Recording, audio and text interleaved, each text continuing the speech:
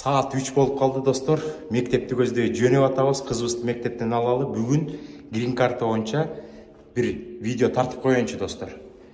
Жыл сайын 55 000 кишини официально Америка Кошмо Штаты киргизет. Бул грин карта деген ар бир мамлекетке бөлүнгөн кишинин санына жараша ошол мамлекеттен канча киши грин карта ойноп атат. Кыргызстанда бир учурда жылына 300 киши грин карта утчу, кийин 500, 1000, 2000 болуп атып, эң акыркы жолу бир 2600гө жакын мекендештер утуп келген. Быйыл көптөгөн мекендештер ойноду, а может бир 200-250 000 киши ойноду, рекорд койду.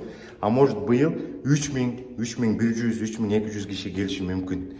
Анда кеттик, видеобузду уланталы.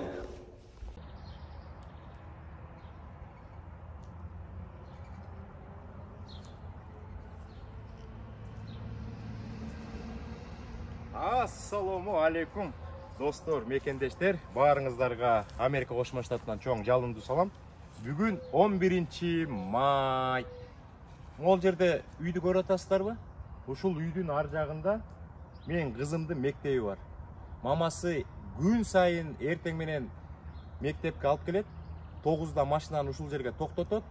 Мындай узатып барып мектепке киргизет.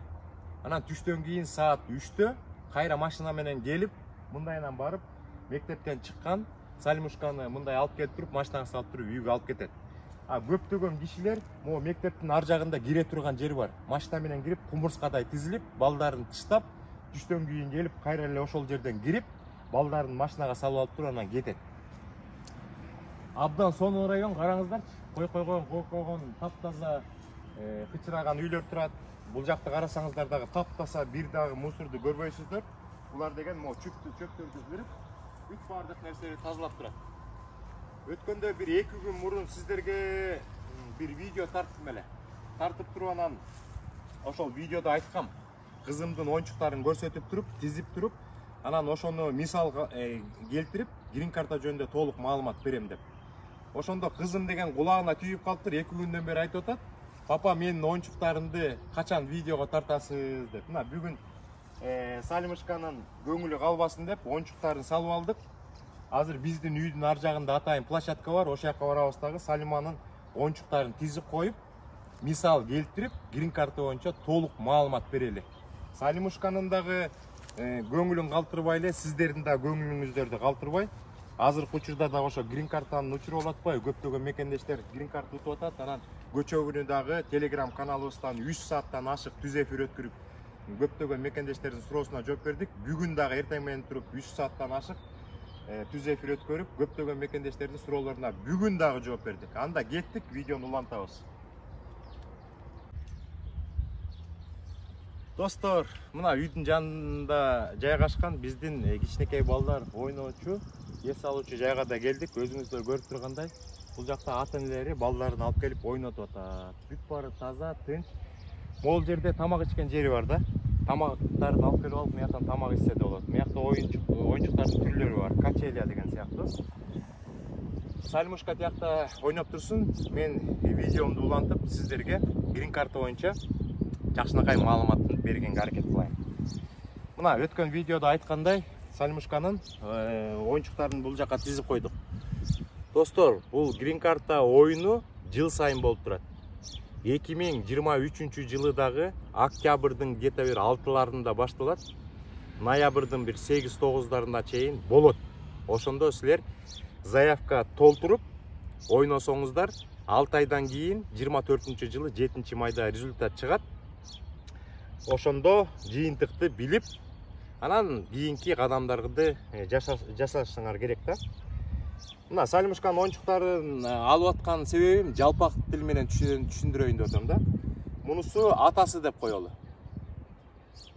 Бул оюнчугун мамасы деп коелу да. Энеси деп коелу. Анан 3 баласы бар деп коелу да. Грин карта кандай ойнолот достор? Үй бүлө ойносо болот. Шанстарды көбөйтсө болот. Негизинен алганда азыр мен сиздерге жазып коеюн, бир сайт бар. Америка Госдепартаментинин бир официальный сайты бар. Ошону мен сиздерге жазып берейин. Интернетке кирип туруп, ошол сайттан анан силер грин карта толтурасыңар. Ал кандай сайт десеңиздер, DV program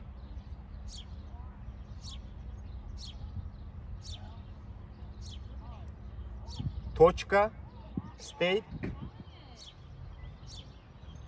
точка gov деген программа. Ушул сайтты эстеп калыңыздар. Көрдүңүздөрбү? dvprogram.state.gov деген бул официальный бир гана бекер грин карта ойнолуучу сайт. Ушуну эстеп калыңыздар. Анан ушул сайтка киресиздер. Киргенден кийин үй бүлө грин карта ойнойм десе, мындай болот. Бул жакта үйдүн ээси, кожоюну, атасы грин карта толтурам десе, өзүнүн атынан главный аппликант болуп грин карта толтурат. Андан кийин өзүнүн жубайын кошот. Андан кийин 3 баласы болсо 3 баласын кошот. Эгерде мурда башка ажырашып кеткен үй бүлөсү болсо, бирөө болобу, эки болобу, айырмасы жок. Ошол ажырашып кеткен үй бүлөдө балдар болсо, бардыгын кошуш керек. Мен сиздерге дагы бир мисал келтирип көрөм. Ушул жылы бир мекендешим мага чалып калды. Аны шашпай видеонун ортосунда айтып берем. Анан шансты көбөйтүш үчүн бул апасы өзүнчө главный аппликант болуп заявка толтурат. Жакыныраак көрсөтүп койсоңуздар болот да. Мен атайын ушул оюнчуктарды алып келдим. Бул апасы главный аппликант болуп заявка толтурат грин картага. Анан өзүнүн жолдошун кошот. Андан кийин 3 баласын кошот. Анан могу балдар жөнүндө бир сөз кылып коеюн. Могу 3 баласы болсо, кээ бир балдары 2 класс. Кээ бир балдарына төрөлгөнүнө 2 ай болду, 3 ай болду. Например, бир баласы 18 жаш деп коелу, улуу баласы. Бардык балдарын кошот, бирок качан балдарын коша албай калат. Эгер балдары бир эле баласы 21 жашка толук чыгып калса, ал бул ата энеси менен грин карта ойной албай калат. Ал баласы өзүнчө грин карта ойнош керек. 21 жашка толук чыгып калса. Эгер бүгүн, например, элестетип коелу, 23 жылдын 8 октябрь деп коелу. Oyun башталды деп коелу. Ошол учурда силер заявка толтуруп аткан күнү могул жигит деген 20 жашта болсо 21ге чыга элек. А может 2 күндөн кийин, 3 күндөн кийин чыгат. Бул баласын өзүнө кошо берсе болот. Заявка толтургандан кийин бул баласы 2 күндөн кийин 21 жашка чыгып калса эч кандай коркунуч жок.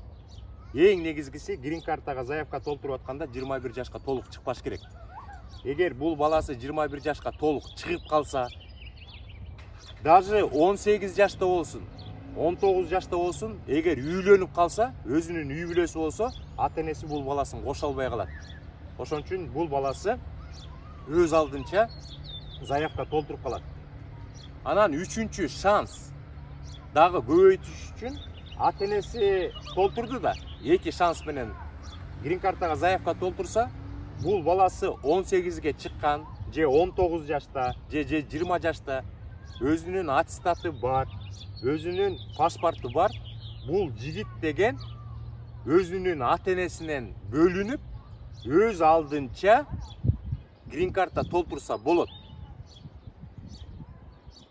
Эгерде бул баласы үйлөнүп калса, ата энесине такыр тиешеси жок.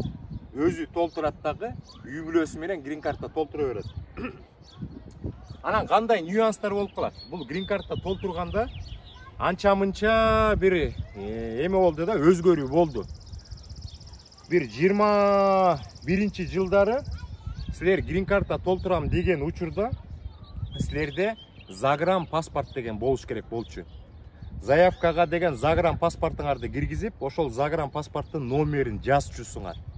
2022 жылдан баштап мындай нерсени алып салды. Байдан деген президент болгондо, кимдин загран паспорту жок болсо, внутренний, жана ар бир өлкөнүн, бизде дагы Кыргызстанда пластиковый эме бар да, паспорт бар да, ошол менен эле толтура бересиңер, анын номерин жазбайсыңар. Эң негизгиси адамда эмне болуш керек, кандай документ болуш керек. Биринчиден туулган күн боюнча баягы баракчасы болуш керек. Эгер сиздер Кыргызстандан төрөлсөңүздөр, ошол Кыргызстандын атынан туулган күн боюнча баракчаңарды аласыздар. Анан ошол кайсыл жерден адам төрөлсө, ошол мамлекеттин атынан гана катыша алат.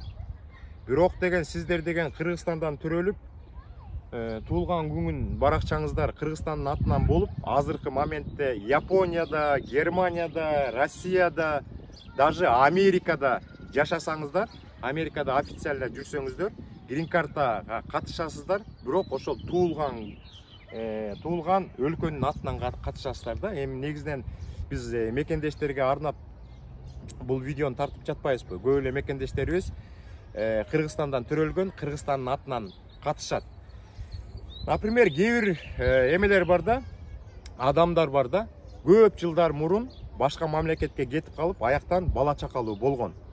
Ошол балдары башка өлкөдөн төрөлүп калган да, кээ бирөө Россиядан, кээ бирөө болсо Америкадан, кээ бирөө болсо Германиядан төрөлүп, ошол жакта жашап, туулган күн баракчасын ошол жактан алып калса, грин картага кыргызстандык болсо дагы төрөлгөн жери ошол өлкөнүн атынан катышат. Андан тышкары жанагы паспорт деген керек. Анан катышып аткан кишилердин баягы билимин текшерет да. Ошон үчүн могу главный аппликант атасы толтурса заявканы, анан үй бүлөсүн кошсо, могу главный аппликанттын жок дегенде аттестаты болуш керек. 11-ди бүткөн аттестаты болсо, бул киши катыша алат. Көп мекендештер суроо берет. Азыркы учурда көптөгөн үй бүлөлөр Кыргызстанда ата-энелерге кайрылып кетет элем. Балдары 9-ду бүткөндөн кийин анан Россияны көздөй айдашат да. Сенин билимиңдин бизге кереги жок. Россияга барып иште, ошол жактан акча тап дейт. Ошол жигиттер азыр бизге чалып атат. Байке, биз 9-ду бүткөндөн кийин бизди ата-энебиз Россияга жибербеген. Мен 9-дан кийин окуган жокмун, грин карта толтурсам болобу деп. Болбой калат. Грин карта 9-ду бүткөндөн кийин болбойт. Эгер 9-ду сиздер бүтүп, андан кийин колледждерге барып окуп, ошол колледждер 10-11 класстын баягы программаларын камтыса, анда катышсаңар болот. Анан деген бир спец училищалар бар да. Например, бир повардыкты үйрөткөн, же болсо бир механикти үйрөткөн. Аякка барганда силердин профессияңарга көңүл буруп ошону окутат дагы 10-11 класстын программасын камтып алса, силер грин карта ойной берсеңер болот. Бирок кийин интервьюга, посольствого барганда силердин билимиңерди карап туруп анан өткөрбөй коет. Бул деген почти 100%. Жана мен видеону баштап атканда бир нерсени айтып коеюн дедим. Жакында мага бир мекендешим чалды. Ал мекендешимдин атын айткан жокмун да. Бул нерсени айта берсем болот. 22-жылы ошол мекендешим грин карта толтуруптур. Бирок үй бүлөсү менен отдельно жашап атыптыр да, чогуу жашабай элекен да. Мен ажырашып аткам дейт. Андай болбойт. Грин карта толтуруп атканда сенин үй бүлөң барбы? Же сенин үй бүлөң жок, ажырашып кеткенсиңби деген суроо болот да. Ал жигит деген мен диворс деп коет да. Диворс же болсо мерит деген эки суроо бар да. Мерит болсо бул деген үй бүлөм бар дейт. А диворс болсо деген бул үй бүлө менен ажырашып кеткен деп. А тиги жигит деген үй бүлөсү менен отдельно жашайт экен, өз алдынча жашайт экен. Анан диворс деп жазыптыр дагы, бирок үйлөнүү баракчасы бар экен да. Алар официально түрдө баягы ажырашпаптыр да, ЗАГСы бар экен. Анан ошол жигит деген балдары бар экен дагы, өзүн жаңгыз гана толтуруптур дагы, даже балдарын кошпоптур. Анан грин карта утуп алыптыр. Анан мага деген суроо берип атпайбы? Алмаз байке, мен деген грин карта утуп алдым, бирок ушундай ситуация болуп атат деп. Мен айттым, ачык элечи, силердин ситуацияңар оор экен. Силер грин карта толтуруп атканда уже жана ЗАГСыңар сот аркылуу ажырашты деген баягы жыйынтык чыкты беле, кагазыңар бар десем жок дейт. Азыр кандай десем, азыр отдельно жашайбыз, бирок баягы ЗАГСта биздин регистрациябыз бар дейт. Ана мен айттым, бул болбой калды дедим да. Силер деген ажырашып кетсеңер дагы балдарыңарды кошушуңар керек болчу. Балдарыңарды кошпоп турсуңар. Азыр деген ДИЭЗ 260 форманы толтуруп атканда соттун решениясы силерде колдо болуш керек. Ажырашып кеттим деген. Аныңар да жок экен. Мен деген сиздерге жардам бере жардам бере албайм. Андан көрөк Бишкектеги жанагы Вим визадагы кыздарга кайрылыңыздар десем, ал кыздарга кайрылса дагы силердин азыркы ишиңер абдан оор экен, адвокатка баргыла дептир. Анан ошо адвокат чечиш керек дептир. Ал адвокат аны деле чече албайт. Ошон үчүн ар бир нюансты карап так толтуруш керек да. Анан деген достор мындай болот атпайбы? Анан грин картага толтуруп бүткөндөн кийин определенный убакыттан кийин 6 айдан кийин анан жыйынтык чыгат. Жыйынтык чыкканда мен сиздерге азыр көрсөтпөдүмбү? Америка Кошмо Штатынын Гос департаментинин ушул эле сайты бар, бир эле сайты бар. dbprogramstate.gov деп. Силер деген грин картаны эмесин заявкасын толтуруп бүткөндөн кийин бир баракча чыгат. Ошол баракча силердин колуңарда болуш керек. Ал баракчада силердин атыңар, туулган жылыңар, confirmation номер деп коет. Ошол confirmation номериңер болот. Ошону эч качан жоготпогула. Азыр дагы көптөгөн мекендештер чыгып атат. Биз ошол confirmation номерди жоготуп ийгенбиз. Азыр 7-майдан баштап жыйынтык текшериле баштады. Ошону текшере албай атабыз деп. Ошол confirmation жоголбош керек. Анан кийинки жылы 7-майдан баштап результат чыкканда, жыйынтык чыкканда, ошол эле сайтка киресиңер да. Ошол сайтка киресиңер дагы болгону 3 эле суроону берет силергечи. Ушул confirmation номериңерди киргизгиле дейт. Анан силердин фамилияңарды сурайт. Фамилияңарды жазасыңар, атыңарды жазбайсыңар. Андан кийин канчанчы жылы туулдуңар дейт. Ошону гана жазасыздар. Анан бир квадраттын ичинде бир номерлерди берет. Ошону окшош кылып эле жазып койсоңор жыйынтык чыгат. Кээ бир мекендештерге деген силер утпай калдыңар. Эмдиги жылы кайра заявка толтургула деп чыгат. Же болбосо бир баракча чыгат. Баракчанын үстүндө силердин деген адресиңер болот, аты жөнүңөр болот, жашаган шаарыңар, жашаган үйүңөр, бүт данныйлар болот. Анан ошол баракчанын ылдый жагында силердин кейс номериңер жазылат. Бул кейс деген, бул деген баягы очередь да. Ким биринчи, ким экинчи, ким үчүнчү, ким төртүнчү деп. Мурдагы жылдары ошол кейстер деген бир 40 миңге чейин барчу да. Бул жылы 2023 жылы көптөгөн мекендештер жыйынтыкты текшергенде кейстер деген 80 миңге чейин барып атат. Анан көптөгөн мекендештер бизден сурап атат. Биздин кейсибиз абдан жогору экен, 50 миңинчи, 60 миңинчи биз ойной берсек болобу деп. Конечно, ойной бериш керек да. Силерге деген шанс берип атат. Мындан кийин 10 жыл ойносоңор дагы ошондой баракча чыкпай калышы мүмкүн.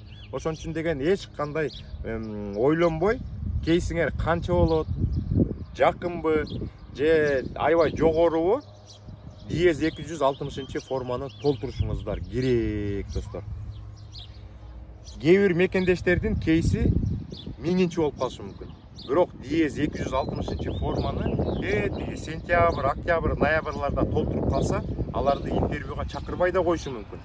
Эгер силердин кейсиңер жогору болуп, DS 260-ты азыр толтуруп жатышат, майдын ичинде толтуруп жиберсеңер, Кентукиге силердин деген жана DS 260 келет дагы, обработкадан өтөт дагы, силерди деген интервьюга эрте чакырып калышы мүмкүн, достор.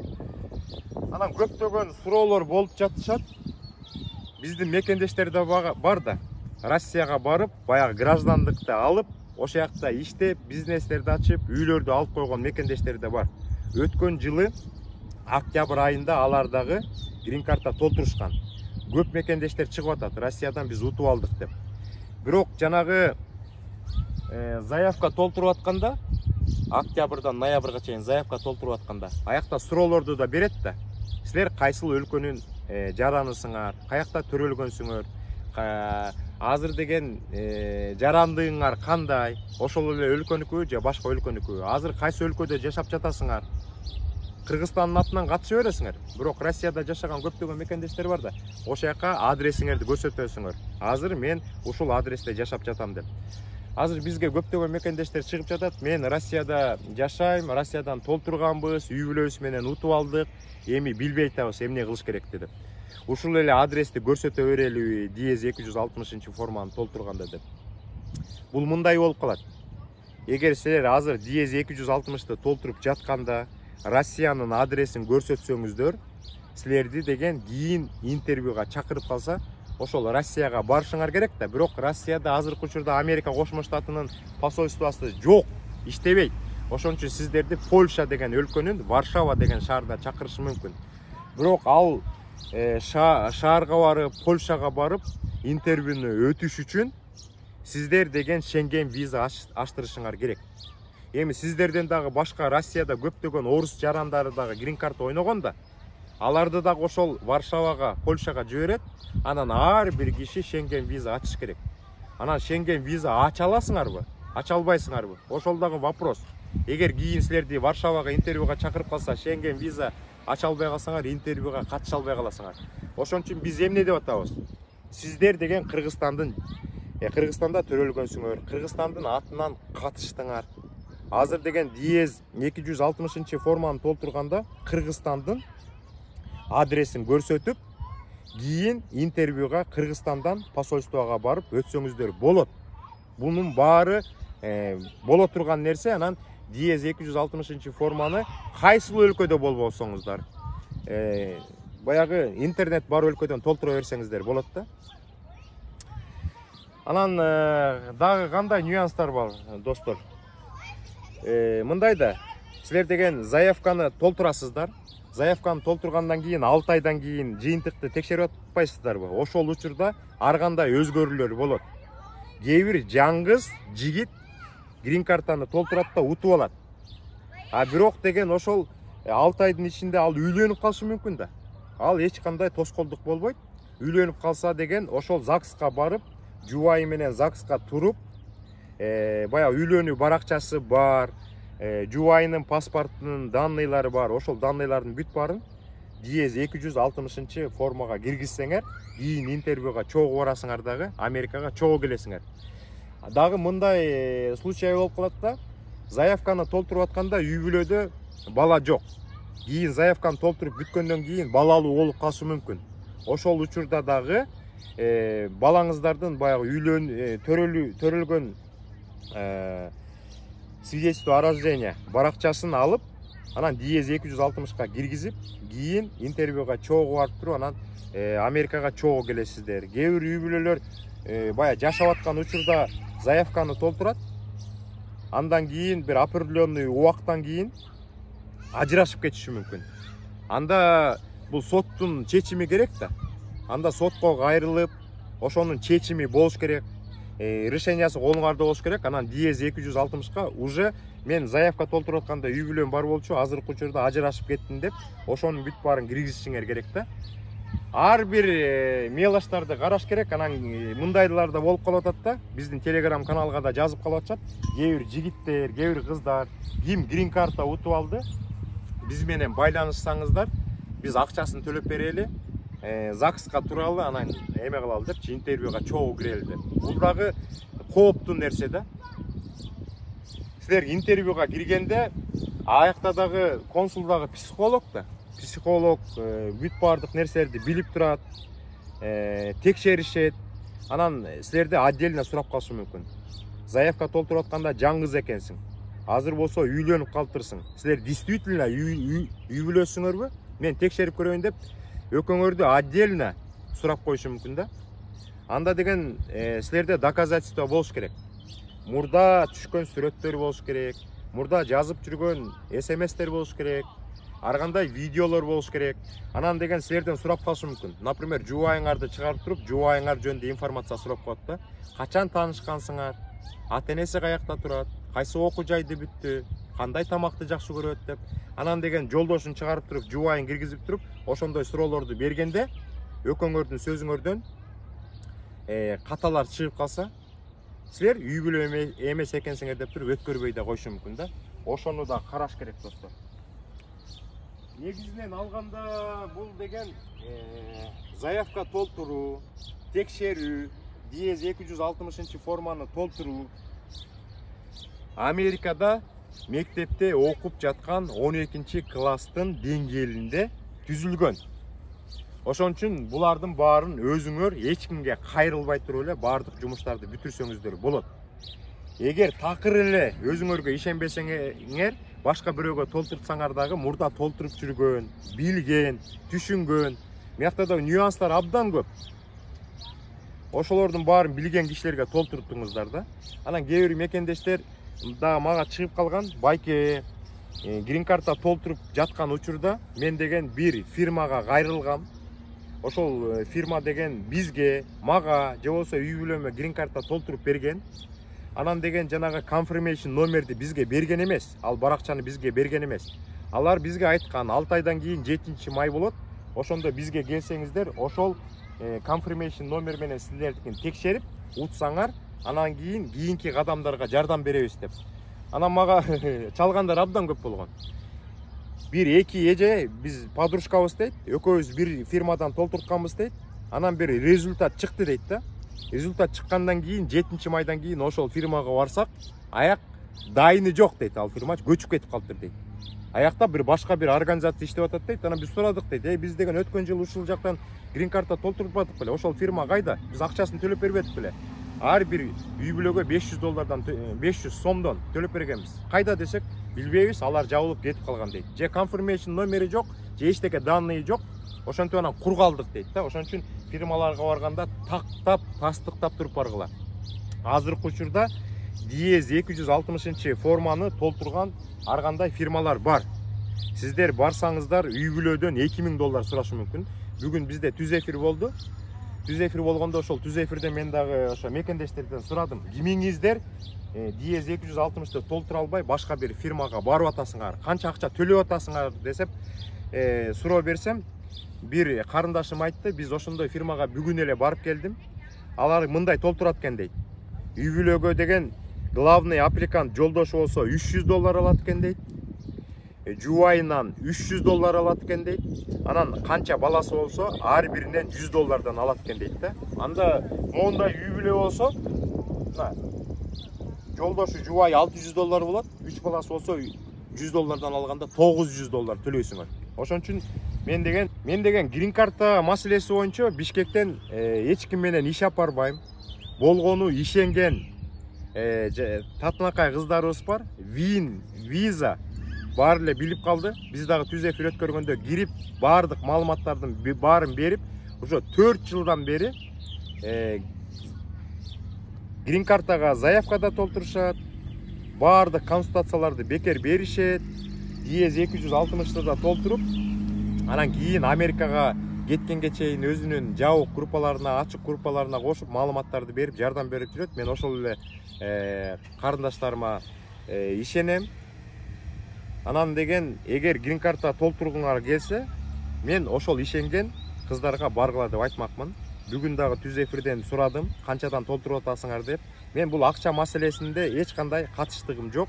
Алар мага айтты, ушундай үй бүлө толтурса, главный аппликанттан $300 алабыз, например, үйдүн ээсинен. Анан жубайы болсо $100 кошобуз. Балдары 16 жаштан ылдый болсо ар биринен $50, эгер 16 жаштан өйдө болсо $100 алабыз дейт да. Баары бир башка фирмаларга караганда арзан болуп атат. Ошон үчүн колдон келсе өзүңүздөр толтургула. Эгер өзүңүздөрдүн колуңуздардан келбейт деп өзүңөргө ишенбесеңер, анда мурда толтуруп жүргөн надежный кишилерге барып толтуртуңуздар, достор. Грин карта толтуруу бул жеңил. Көп деле документтерди сиздерден сурабайт. Ал документтерди эч ким текшерип карабайт. Силер болжолдуу түрдө так дана толтурушуңар керек. Анан кийин DS 260 форманы толтуруп аткан учурда, анан көптөгөн документтер керек болот. Ар бир кишиге, үй бүлөдө 5 киши болсо, ар бир кишисине DS 260 форманы толтуруш керек.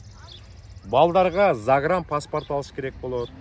Үй бүлөдө бая главный аппликант, жубайы, жолдошунун дагы загран паспорту болуш керек, аттестаттары болуш керек.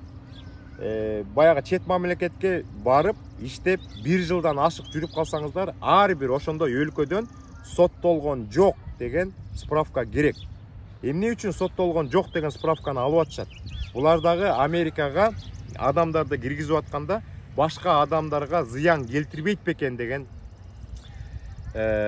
эмени суроону карап атышат да. Анан бизге дагы чалган мекендештер болуп атпайбы? Мен соттолгом, мен өтөмбү, өтпөймбү деп. Аны эч ким сиздерге айта албайт. Жанагы сиздерден интервью алып аткан консул гана айта алат. Анан бул жакта дагы кээ бир жеңил статьялар бар да. Же өзүңөрдүн күнөөңөр жок, бирөөлөр поставлять этип коюшу мүмкүн. мелкий хулиганство дегендер өтүп кетиши мүмкүн. Мен эчтеке айта албайм. Эгерде силер деген бирөөнүн турмушуна шек келтирип, ден соолугуна шек келтирип, жанагы убийство, попытка убийства, изнасилование дегендей ошондой бир грубый статьялар болсо, анда өтпөй каласыңар да. Андан тышкары достор, военный билет боюнча дагы көп суроолорду беришет. Военный билет дагы керек болот. Эгер сиздер 25 жашка чейин болсоңуздар, жана приписной свидетельство жарайт. Эгер 25 жаштан жогору болсоңуздар, силерден военный билет сурашат да. А военный билетти кээ бирлөр кандай алат? Баягы эмеге барса болот экен, военкоматтарга барса болот экен, мага да ушундай балдар чыгып калган. Бир банкка барып определенный сумма төлөйсүңөр дейт. Ошо сумманы төлөп квитанциясын апарсаңар, бир определенный убакыттан кийин бир альтернативный же болсо бир ушундай бир военный билеттерди берет экен да. Андан тышкары достор, бая жыйынтыкты текшергенде кандай болуп калат? 7 май болду. Кээ бир мекендештер ойлошот экен, биз 7 майда жыйынтыкты текшеребиз, андан кийин текшерсе болбойт деп. Андай эмес.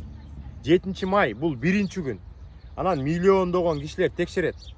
Баягы сайт жаман иштеп калышы мүмкүн. Кээ бирлер туура эмес текшерип атат да. Туура эмес текшерип атат. Мага да 2-3 мекендеш чыкты. Алмаз байке, биз текшере албай атабыз, текшерип бериңиз дейт. Бул грин картанын жыйынтыгын ар бир адам өзү текшериш керек. Анткени кээ бир адамдар утат, сүйүнөт. Кээ бир адамдар утпай калышы мүмкүн. Анан деген утпай калсаңар, өзүм текшердим, утпай калтырдым дейсиңер да. Эгер мага да ушундай болду да, бир 2 мекендешим менден суранды, ана мен текшердим. Текшерсем деген утпай калышыптыр. Ошол кабарды айтыш үчүн аябай жаман болдум да, утпай калдыңар депчи. Алар эмне үчүн текшере албай атыптыр? Көрсө жана confirmation номер узун да, бир 17-18 цифрадан, буквадан турат да. Ошолордун арасында деген 5 деген сан бар, анан англисче S деген буква бар. Ошол экөө окшош болуп калат экен. Тигилер текшере албай атат, 5 деп жазып атат. Мен болсо ошо 5-тин ордуна S деп жазып койсом, жыйынтык чыгып атат. Ошону дагы ар бир confirmationдын ар бир буквасын карагыла. 0 деген сан бар, анын ичинде кичинекей сызыкча болот. А O деген тамга ичинде сызыкчасы жок. Анан достор мындай. Көптөгөн мекендештер утуп атат. Андан кийин диез 260 форманы батыраак толтуруш керек. Колдон келишинче майдын ичинде толтуруш керек. Анан көптөгөн биздин мекендештер ар кандай фирмаларга барса, өткөндө да бир карындашым айтты, бир фирмага барганбыз өткөн жылы. Акчасын айтты, где-то 1,5 миң үй бүлөңөргө толтуруп беребиз дегенде ошол акчаны бердик. Анан 1 ай күттүк дейт, жок дейт, 2 ай күттүк дейт, жок дейт. 3 айдан кийин ошол фирмага кайра бардык дейт. Силер качан толтуруп бересиңер десек, силердин очередь келе элек, дагы 1-2 ай күтүп тургула дейт. Андай туура эмес такырчы. Анан ошол карындашым ошол фирма менен кичине чатакташа кетип, акчанын баарын алып, анан башка кишилерди таап 1-2 күндө толтурдук деп айтты да. Анан сиздер деген диез 260 форманы толтуруп коесуздар. Ошо жака деген электронный почтаны жазышыңар керек. Электронный почта жөнүндө дагы көп мекендештер суроо берип жатат да достор. Минчет да. Электронный почтаны кантип ачабыз дейт. Эски электронный почтаны колдонсок болобу дейт. Же болсо башка бир тууганымдын электронный почтасын колдонсок болобу деп жазып жатышат. Айырмасы жок. Эң негизгиси ошо электронный почта надежный болуш керек. Анан деген ошонун деген бар коду болот да кириш үчүн. Ошону эч качан унутпагыла. Ошол электронный почтага бир күнү отурсаңар, Кентукиден бир сообщение келет. Ошол сообщениени ачсаңыздар, аякта эмне деп жазылып турат? Аякта жанагы confirmation номериңиздерди алып, кайра эле ушул dvprogram.state.gov деген официальный сайтка киресиздер дагы текшересиздер деп жазылып турат. 7 майда сиз текшерип атпайсызбы? Ошол жактан уткан жоксуң деген баракча чыгып атат. Кээ бирөөлөрүндө сиздер уттуңуздар, эми сүйүнбөй туруңуздар, дагы бир 2-3 кадамдан өтөсүздөр. Анан деген кийин интервьюга кирип, загранпаспортуңарга печать басылгандан кийин, жанагы виза басылгандан кийин, анан сүйүнгүлө деп турат. Анан ушул деген сайтка кирип, кайра эле confirmation номериңерди киргизгенде, ошол жактан бир кайра жаңы баракча чыгып калат. Ошол баракчага жазылат. Мынчанчы күнү, саат мынчада жаңгыз болсоңор жаңгыз, үй бүлөңүздөр болсо үй бүлөңүздөр болгон документиңерди алып, жанагы консульский сбор деп коет. Ар бир киши жанагы эмеге барганда, консул менен кезиккени барганда $330 төлөйт. Кичинекей балабы, чоң кишиби, ошолордун баарын алып алып, интервьюга келгиле деп жазылат. Анан ошол баракчаны силер чыгарып алышыңар керек. Чыгарып алып туруп, анан Кыргызстандан медкомиссия өтөсүңөр. Эгер медкомиссия өтөм десеңер, каалаган эле поликлиникага барсаңыздар болбойт. Кыргызстанда деген ошол посольство менен договор түзгөн бир болгону 2 поликлиника бар. Аны дагы Кудай буйруса жакындаган учурда Telegram каналыбыздан, Instagram, YouTube'дан айтабыз, телефондорундагы адрестерин да беребиз. Ошолорго чаласыздар. Биз ушундай грин карта утуп алдык, силерден медкомиссия өтөлү дедик эле десеңиздер, алар силерге ишенбейт. Алар айтат, жанагы сайтка кирип, силерди интервьюга чакырган баракчаңыздарды бизге жибергиле. Биз ошону көрүп туруп, анан силерди медкомиссия өтө турган мезгилди айтабыз, качан келесиңер деп. Анан сиздерге толук маалыматты беришет. Мынчанчы күнү саат мынчада мындай адреске келесиңер, анан мындай документтерди алып келесиңер депчи. Алар толук түшүндүрүп берет сиздергечи, эмнени алып келиш керек. Анан ошону апарасыздар дагы, чоң кишилер $200, кичинекей балдар болсо $170 төлөп, бир күндө медкомиссияны өтөсүздөр. Медкомиссия өтүп бүткөндөн кийин ал заключенияны сиздерге бербейт. Ал заключенияны эмнеге сиздерге бербейт? Анын үчүн ал заключенияны сары пакетке салып туруп, посольствого силери жок эле түз эле поштасына жиберип коет. Анан силер деген медкомиссияны өттүңөр, бардык этаптардан өттүңөр, анан баягы интервьюга чакырган күнгө барасыздар. Барып туруп, фейс контролдон өтөсүңөр 2 жерден, посольствого барганда. Анан бир окошкага барып, апарган толук документиңердин баарын өткөрөсүңөр. Экинчи окошкага барасыңар дагы, ар бир кишиге, кичинекей балабы, чоңбу $330 төлөйсүңөр. Муну доллар менен төлөсө болот, сом менен төлөсө болот, квитанциясын аласыздар. Анан деген отуруп турасыздар. Ошол учурда силердин документтерди алган посольстводагы сотрудниктер ар бир документиңерди карап, тастыктап, кайсынысы туура, кайсынысы туура эмес, кайсыл жерден силер калп айтып койдуңар, кээ бирлөр балдарын жашырып койду, балдарын кошпой койду. Ошондой бир документиңерди текшерүү кылып туруп, анан деген консулдун астына чыштайт. Мону интервью алсаңыздар болот деп. Интервьюга киргенде эч качан коркпоңуздар. Силер орусча жооп бересиңер, консулдун баары орусча сүйлөйт. Анан аяктан ар кандай суроолорду бериши мүмкүн. Силер Америкага эмнеге баргантасыңар? Аякта тааныштарыңар барбы? Аякка барганда канча сумма менен барасыңар? Кайсыл жумуштарда иштейсиңер деп. Ал бере турган суроо да, бере турган суроого так дана жооп бергиле. Алар дагы билиш керек да, силер деген Америкага келишиңер керек, акчаңар бар экен. Мындай жумушта иштейм, үй бүлөнү багам деп атасыңар да. Алар деген текшерген себеби силер келип алып, мамлекеттин мойнуна илинип, аяктан ар кандай жардамдарды сурабайт бекен деген эмеде берет да, ойдо берет.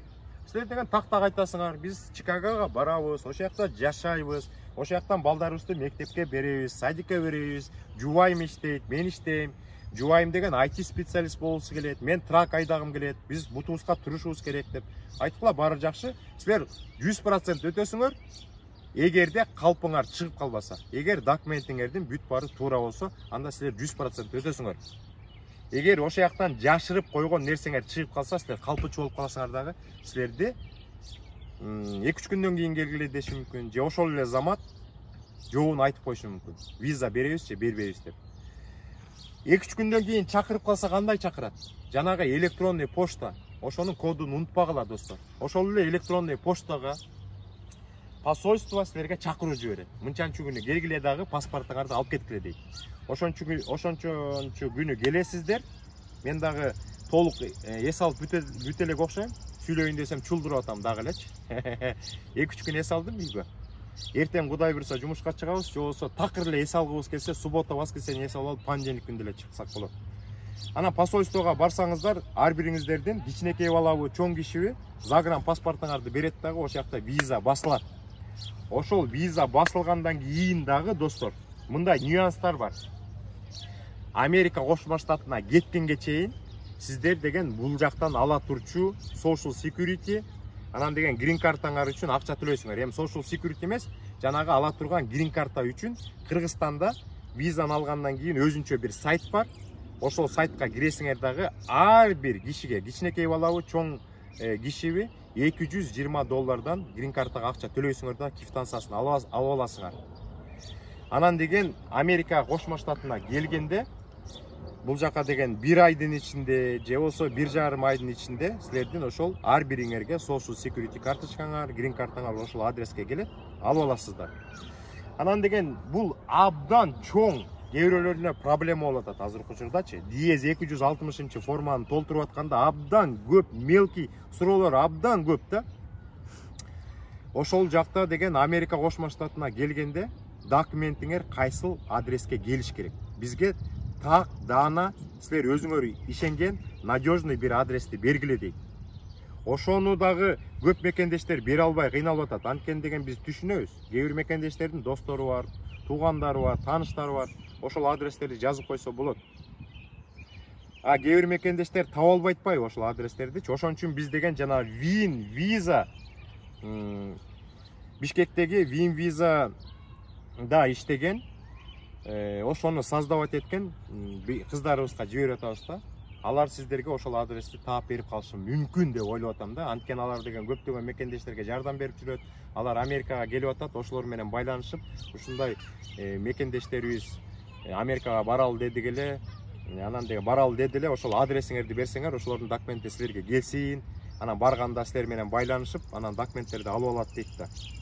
Анан мен дагы бул жылдан баштап мекендештерге кичине жардам болсун деп жубайым мурда айтып жүрчү, мен дагы айтчумун, кой андай кылбай эле кол деп. Анан бул жылдан баштап жубайыма уруксат берип, азыр жубайым дагы мына бүгүн карадым 12 үй бүлө азырынча кайрылды. Ошол 12 үй бүлөгө диез 260 форманы толтуруп берип атат. Анан жанагы диез 260 форманы толтуруп атканда өзүмдүн адресимди ошол диез 260ка жазып атабыз. Бул деген менин адресим надежный. Кийин Кудай буйрса ошол жубайым толтурган мекендештер бул Америкага келип калганда документтери менин адресиме келет. Мен деген өткөндө да айтпадым беле, конокко чакырып, коноктоп ошол документтердин колуна карматам. Же болбосо биз келе албайбыз десе, кайсы штатта жашаса, ошол адресине ошол документтерди аккуратно конвертке салып туруп анан жиберип ийем да. Достор. Ошондой дагы мен эстебей калган нерселер болуп калышы мүмкүн. Анан көптөгөн мекендештер коркунуч сезими пайда болот. Америкага барганда кандай кылабыз дейт. Достор, мындай башка штаттарга келип калсаңыздар болот. Каалаган штатыңыздарга келсеңиздер болот. Бирок даже грин карта ойноп келип калсаңыздар да кыйналып калышыңар мүмкүн. Ошон үчүн менин айтарым 4 эле жер. Чикаго шаары, Филадельфия шаары, Бруклин, анан Синсинати.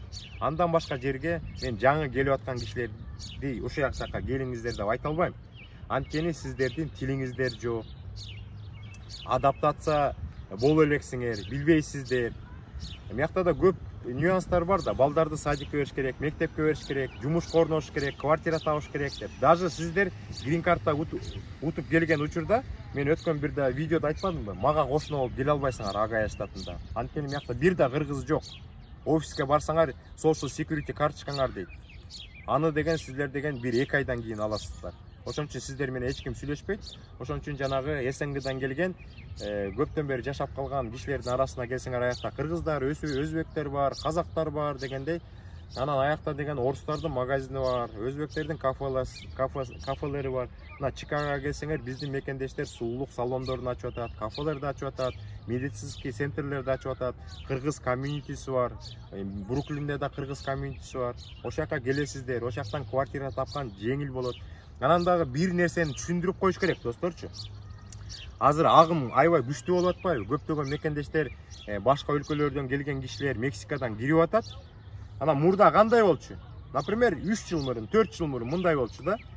Жумушка кишилерди киргизебиз десе, бир орунга чакырса, а может 2-3 киши келчү. Анан ошолордун ичинен бирөөнү тандап алчу. Азыркы учурда деген көп кишилер келип аткандыктан, ошол бир жумушка деген 25-30 киши барышы мүмкүн да. Ошон үчүн мекендештер айтып атат. Биз жумуш таба албай атабыз, кеч таап калып атабыз, 1 айдан кийин таап калып атабыз, 3 жумадан кийин таап калып атабыз дейт. Квартира маселеси да ошондой болуп атат. Мурда деген бир квартираны берем деген кишиге бир 3 үй бүлө келчү дагы квартираңды алам дечү да. Азыр деген квартирамды берем десеңиздер, аяка 25, 30, 50 үй бүлө барат. Ошолордун ичинен бирөө квартирасын алат да, калгандары башка квартира издеш керек. Анан деген кээ бир мекендештер мага да чалып калат да. Алмаз байке, мен 1 айдан кийин, 2 айдан кийин барам, мага квартира таап коюңуз деп. Андай болбойт достор. Эч ким күтпөйт. Например деген бүгүн деген квартира берем деп реклама чыгарса, бүгүн эле кишилер алып кетет, ошол эле квартираны талашып алып кетет. Мурда, а может 2-3 күн күтчү, 1 жума күтчү, азыр күтпөйт. Ошон үчүн көптөгөн мекендештер бул жака келгенде свежий, жаңы чыккан рекламаларды карап, ошолордон квартира алыш керек да, анан айласыздан анан эмеге жашап атышат да. Гостиницага келип жашап атышат. Кээ бирөө 3 күн, кээ бирөө 4 күн, кээ бирөө ачык эле айтып коюш керек. Кээ бирөө 10 күн, кээ бирөө 2 жума гостиницага жашап, ошол жака акчаларын төлөп, ошол учурда анан жумуш, квартира таап атат. Анан дагы бир нерсени эстеп калдым достор. Мындай нерсе бар да. Көп мекендештер коркуп атат. Биз үй бүлөбүз менен грин картта уттук, баардык маселе бүткөндөн кийин коркуп атабыз. Үй бүлөбүз менен барганда менин жубайым, менин балдарым кыйынчылык көрүп калышы мүмкүн деп. Мындай, силер деген жанагы медкомиссияны өтүп жатасыз да. Медкомиссияны өтүп бүткөн күндөн баштап силерге 6 ай мөөнөт берилет. Силерди эртең чыгып кеткиле деген жок да Америкагачы. 6 ай мөөнөт берилет. Андан кийин силер деген интервьюга кирип атасыңар, грин картага акча төлөп атасыңар, убакыт бар да. Ошондо деген главный аппликант деген, например, атасы утту, атасы Америкага кете алат, энеси утса, энеси Америкага кете алат, достор. Ошол главный аппликант 1 жумадан кийин самолетко билет сатып алып, Америкага учуп келип, таможнядан өтүп, жанагы посольство атайын бир сары пакет берет. Ошол пакетти деген сиздер деген офицердин колуна берип, ана ошол жактан түшүндүрүп айтасыздар. Мен үй бүлөм менен грин карта утуп алдым. Бирок үй бүлөм кыйналып калбасын деген үчүн мен азыр жаңгыз келдим. Жаңгыз келип азыр деген мияка жайланышып, квартира таап, жумуш таап, машина алып, анча-мынча акча жыйнап, андан кийин үй бүлөбүзгө бир 2 айдан кийин же 3 айдан кийин билет сатып койдук. Үй бүлөм келет, мен аэропортко келип тосуп алам деп. Ошондой кылсаңар болот. Андай кылган кишилер дагы бар. Анан жанагы медкомиссияны өтүп атпайсыңарбы? Эмне үчүн медкомиссияны өткөрүп атат? Медкомиссияны өткөргөн себеби эми ар бир адам ооруйт. Ар кандай оорулар бар. Анан деген жугуштуу оору болбош керек да. Америкага келип аткан киши, Америкага келип, бир кишилерде аба аркылуу же бир кан аркылуу ооруп аткан оорусун бербеш керек. Ошон үчүн мед эмеден заключение чыгарып атат. Ошол заключение эмеге барат, посольствого барат. Алар да карашат. Эгер үй бүлөдө жугуштуу оору болуп калса, башка кишилерге зыян келтирип калсаңыздар, силерге виза да бербей коюшу мүмкүн. Дагы эмнени унутуп калдым? Көп нерселерди айтайын дейм. Анан негизинен достор мындай, эң негизги эмени бердим, маалыматтарды бердим. Мен ушул видеонун астына дагы комментария жазган жерге Telegram каналымдын ссылкасын коюп коем. Ошол Telegram каналыма катталгыла. Өткөндө эле 1900 бирдеме болчу, бүгүн карасам 2400гө жакындап калыптырбыз. Баягы убакыт болгондо ошол жерден түз эфирлерди өткөрүп атабыз. 2 саат, 3 саатка чейин барат. Ошол жактан суроолоруңарды бергиле. Биз жообубузду берип турабыз. Көп мекендештер жакшынакай тилектерин айтып атат, каалоолорун айтып атат. Сиздерге чоң рахмат. Ошондой бир кыскача видео болуп калды. Бул сиздердин суранычыңар менен анан кызымдын көңүлү калып калбасын. Мына кызымдын анча-мынча эмелери, оюнчуктары видеого түшүп калды. Бул видеону көргөндө да кызым сүйүнөт болуш керек. Так. Менин дагы бир унутуп калган нерселерим болуп калышы мүмкүн. Азыр 1-2 нерсени эстеп калдым. Жанагы чет мамлекетке эгер барып 1 жылдан ашык жашап калсаңыздар, соттолгон жок деген справканы алыш керек болот атпайбы? А бирок ошол чет мамлекетке чыгып, убактылуу, например, Россияга барып 1 ай жүрүп, например, үй бүлө Турцияга барып эс алып келгиси келет да, 1 ай Турцияга барып эс алып, например, Казакстанга бир командировкага барып келсеңиздер, бир 2 жумага, 2 айга анда деген соттолду деген же соттолгон жок деген справканы ал өлкөдөн албай эле коюңуздар. Эгерде сиздер ошол бир өлкөгө барып же болсо Россияга барып иштейм деп ошол өлкөдө 1 жылдан ашык иштеп калсаңыздар, анда ошол өлкөдөн справка керек болот да. Соттолду же соттолгон жок деген справка керек болуп калат. Өткөндө дагы көчөп эле же бүгүн беле ошол бир мекендешим айтып аткан, Россияга барып 2 жолу баргам дейт. Бир жылы бир 6 айча жүрүп келгем, экинчи жылы барып 6 айча жүрүп келгем дейт. Ал 6 ай үчүн справканын деле кереги жок, достор. Дагы эстесе болот, жакшылап шашпай отуруп алыпчы. Көп нерселерди унутуп калабыз да. Көп нерселерди унутуп калабыз. Жанагы түз эфир болгондо да көптөгөн суроолорду берген мекендештер. Азыр эсимде жок болуп атат. Эми таарынбайсыздар го деп ойлойм. Эстеген нерселердин баардыгын айттык го.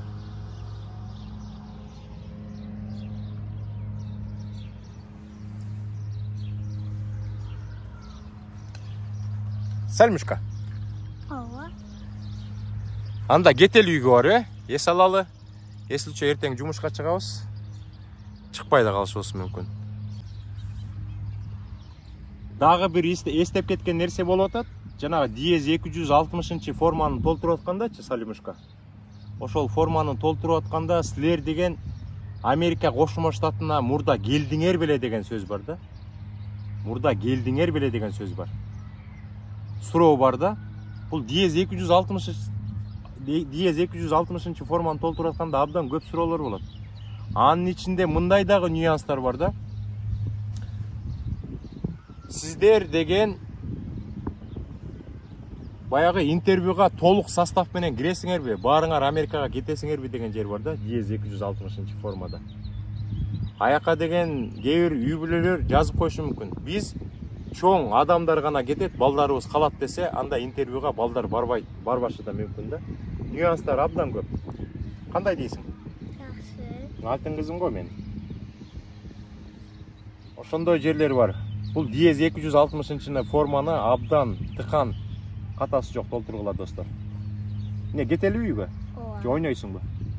Кете.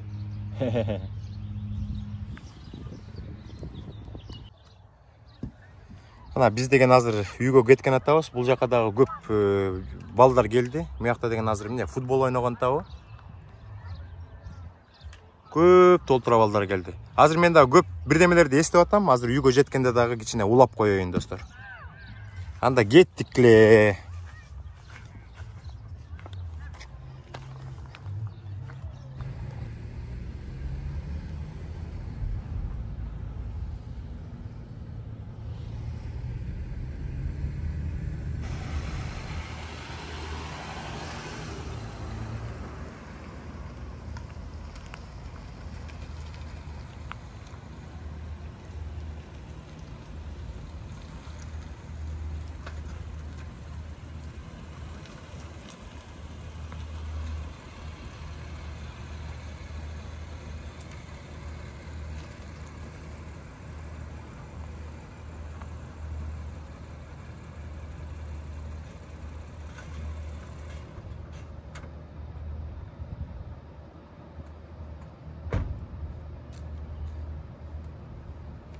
Достор, мен дагы бир 2-3 нерсени эстедим. Ошол 2-3 нерсени сиздерге айтып коеюн. Аны ошо менен видеону бүтүрөйүн. Машина айдаганды жубайыңарларга үйрөтө бергиле. Мен билем, түшүнөм. Кыргызстанда кичине кызганышыңар мүмкүн, бирок Америкада андай болбойт. Муякта жубайыңар машина айдабаса көп жумуштар бүтпөй калышы мүмкүн. Экинчи нерсе, грин-карта ойногон, уткан киши бул финансылык жакты да эстеп койгула. Эгерде бир киши болсо, баягы самолетко билет алып, Америкага учканга чейин бир кишиге $700 $750 чейин расход болушу мүмкүн. Эгерде үй бүлөдө 5 киши болсо, $750 5ке көбөйтүп койгула. Бул кете бир 3,5 миңден ашыгыраак акча. Андан кийинки нерсе бул балдар жөнүндө. Балдардын тагдырына балта чаппагыла. Мага дагы бүгүн көптөгөн мекендештер чалды. Балдарыбыз болуп грин-карт утуп алдык. Ошол балдарыбызды калтырып кетели деп атабыз деп. Ошол кийин балдарыңыздар сиздерге таарынат. Америкага келип атпайбы? 4 бала, 5 баласы менен келип эле жакшы эле жашап кеткен үй бүлөлөр бар. Балдардын суранып кетем, балдардын тагдырына балта чаппагыла. Силер жанагы медкомиссияны өткөндөн кийин сиздерге 6 ай срок берилет. Ошо 6 айдын ичинде Америка Кошмо Штатына кеткиле дейт. Эгер өзүңүздөр кетип калсаңыздар, балдарыңыздар калтып калса, 6 айдан кийин срок бүтөт. Ошол бир 2 балаңыз, 3 балаңыз грин картасы жок калат. Кийин бул жакка келгенде балдарыңыздарды сагынасыздар. Анан воссоединение семьи деген процесс бар. Анын үчүн деген адвокаттарга бир $10,000 төлөйсүздөр. Анан балабызды алып келебиз деп, анан 5, 6, 7, 8 жыл кыйналып жүрөсүздөр. А мектепте окуган балдарыңыздар кийин студент болуп калат. Ошол учурда анан айтат: "Ата, апа, эмне менин тагдырыма балта чаптыңар? Мен Америкага бармак турбаймынбы? Мен ушул жакка калтырып кетип калдыңар" деп. Ошон үчүн ошондой кылбайлы. Анан дагы бир нерсени эстеп калдым, достор. Ушундай экен да, адам ушундай экен да. Бирдеме айтайын дегенде унутуп калабыз. Например, бирөөдөн анекдот айтып берчи десе, "Ой, билбейм, унутуп калдым" дейт. Анан кеткенден кийин, апырлөн убактан кийин жаңыз отуруп алып, өзү отуруп алып, анан бир 20, 30, 40 анекдотту эстейт да. Ошого окшоп мен дагы азыр эстеп калып атам. Жана бүгүн түз эфир кылып атсак, военный кишилер дагы уткан кишилер бар экен да. Арасында эми МВДда иштеген, бая милицияда иштеген мекендештер болуп калышы мүмкүн. Армияда служит эткен мекендештер болуп калышы мүмкүн. Кээ бирөөлөр СМБда иштеп калышы мүмкүн. Ошол мекендештердики кандай болот? Силерге берет грин картаны. Бирок бир сыйра текшерип берет. Аяктан да силер жасасыңар да, каякта иштедиңер, каяктан кайсы жумуштарда иштедиңер, каякка которулдуңар деп. Эгер военный болуп калсаңыздар, алар деген бир административный проверка дегенди киргизип коюшу мүмкүн. Силерге сразу грин картаны бербей, силерге айтып коет: "Макул, силердики баары жакшы интервьюданчы. Дагы силерди деген дополнительно текшерели, а может жарым ай, а может 1 ай текшеребиз. Ошондон кийин силерди кайра чакыртабыз" дейт. Административный проверка. Ошондо деген текшерип коюшу мүмкүн. Бир секретный службада иштеген жокпу, бир секретный информацияларды билбейби, же бул Америкага келип алып ошондой секретный информацияларды издебейби деген ошондойлор болуп калышы мүмкүн да. Мен ошолорду кичине эстеп койдум, достор.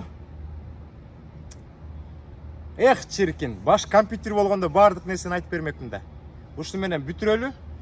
Азыр мен деген бул сальмушканы алайын дагы. Үйдү көздөй кетели, достор. Кошуңуздар.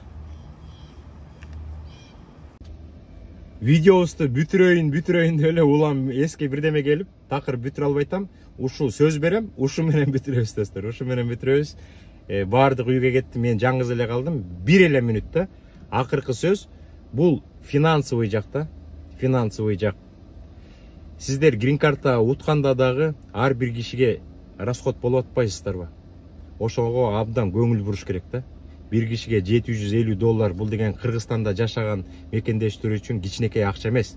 Bir kişi gelse расход $750 болот. Андан тышкары самолетко билет алыш керек. Самолетте өзүңүздөр билесиздер, bir kişi Америкага учуш үчүн где-то $1000, $1200 кетет. Андан кийин бул жакка келгенден кийин дагы бир ар кандай сумма менен келиш керек да. Ошондо 5 киши болсо абдан эле чоң сумма болуп калат экен да.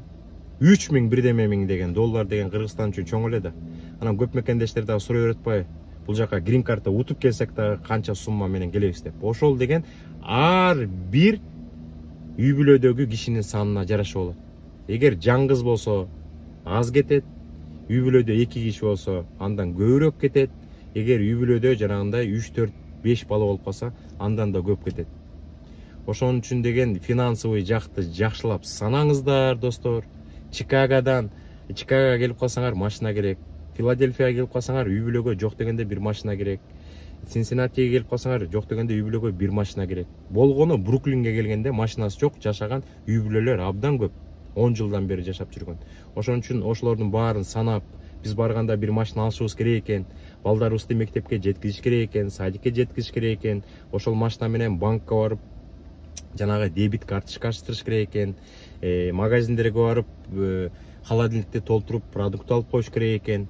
Анан биз барганда кандай квартирада жашайбыз? Жаңгыз кишинин түшүгү жаңгыз бир жигит келсе, ошолор да коркуп турат кээ бирдечи. Анан үй бүлө менен келип аткандан кийин мен абдан түшүнөм. Анан деген силер деген бул жакка келгенде бир чоңураак 2-3 комнатный квартира алышыңар керек. Анын баасы дагы кичине кымбатыраак болот. негизи Бруклинге келип аткан мекендештерге айтам да, Бруклинге келгенден кийин бир көпкө жашабаш керек. Адаптациялып, тил үйрөнүп, жумуштарга кирип, акча топтоп, бир определенный бир уровеньге жетип калгандан кийин кетиш керек. Бруклинге калып калсаңар ошол эле бир уровеньге жетесиздер да жүрө бересиздер. Ошон үчүн кичине арзаныраак штаттарды издеп. Мен дагы ушул Агая штатына бекер келген жокмун да. Мен деген Бруклинде $1500 төлөгөн квартираны одна бедрумный, мен двухбедрумный квартирага алмаштырып $997 гана төлөп калгам. Америкада ушундай жер бар, жыл сайын анан квартирага кошуп турат. Азыр мен двухбедрумный квартирага $1300 төлөйм, азыркы жашап аткан жакачы. Ушундай таза, абдан элдери жакшы эметкен,